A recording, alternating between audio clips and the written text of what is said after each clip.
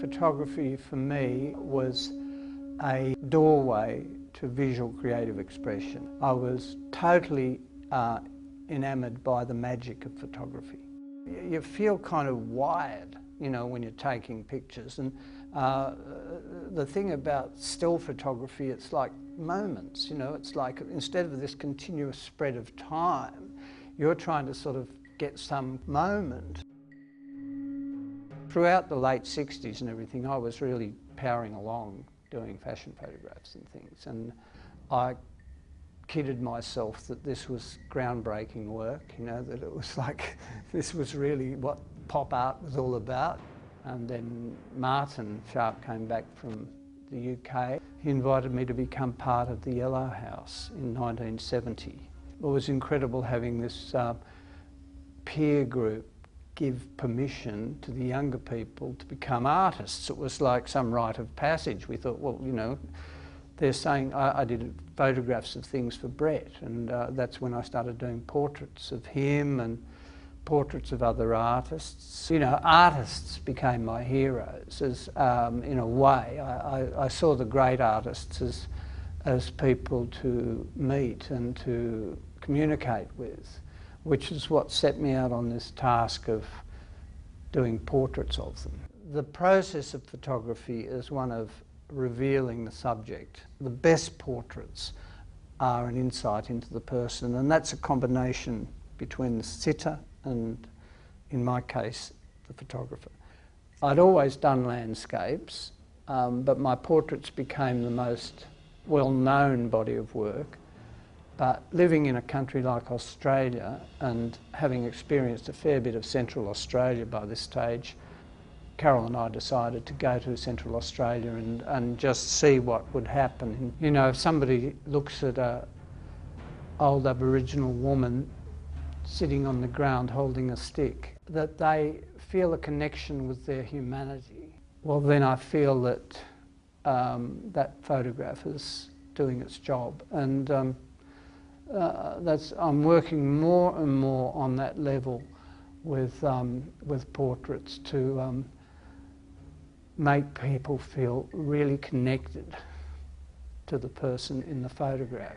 The translator said she's wondering why I took 2 photographs. She thought I only wanted 1. I said I do only want 1. Tell her I only want 1, but I might have to take 500. Are you going to let me photograph you today, George? He went, yeah, wah. And he put his big arms around me and gave me a big hug. And I said, thanks, George. Thank you. So we whipped out a painting and of his and put it behind him. He got up there and he spent the whole time ducking away from the camera like this, you know. I said, George, you said you were going to let me photograph you. He said, I am. He said, I'll take another photograph, and he'd go like that. When I photograph a person, that person is showing themselves to me, and I'm beginning to see that person. And when I photograph a landscape, that landscape begins to show itself to me. Some very wise person said, just by looking at a landscape, you change that landscape. And I couldn't understand what was meant by that. But the more I got to feel myself in these very old landscapes, I realised that my point of view changed the landscape.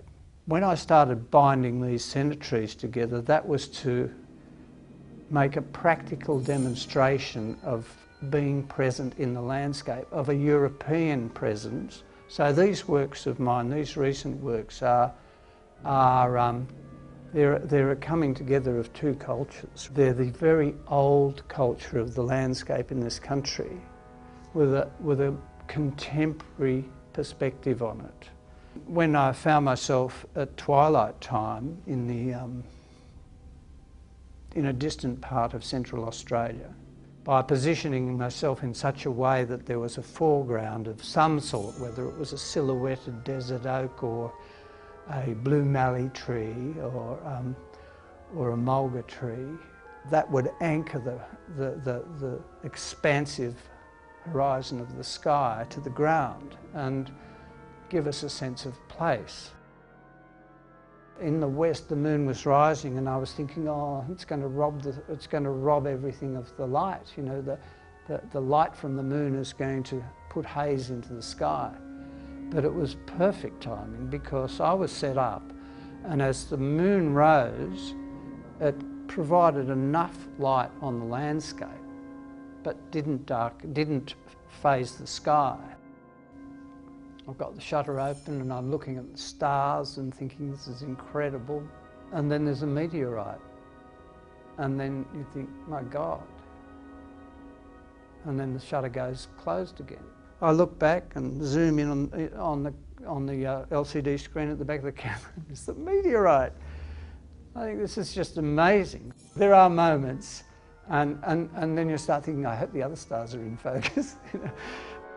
They're about the planet, they're about the universe, they're about us, they're about being in a really fragile but beautiful place. And that's really what I'm trying to say about these most recent works.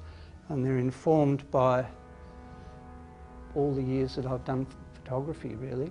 And they will continue to, I'm going to go back and do more. And this current exhibition called Formations is the most recent work, and I'm continuing to do portraits as well, because the more I work with these places or these incredible people, the more I understand them.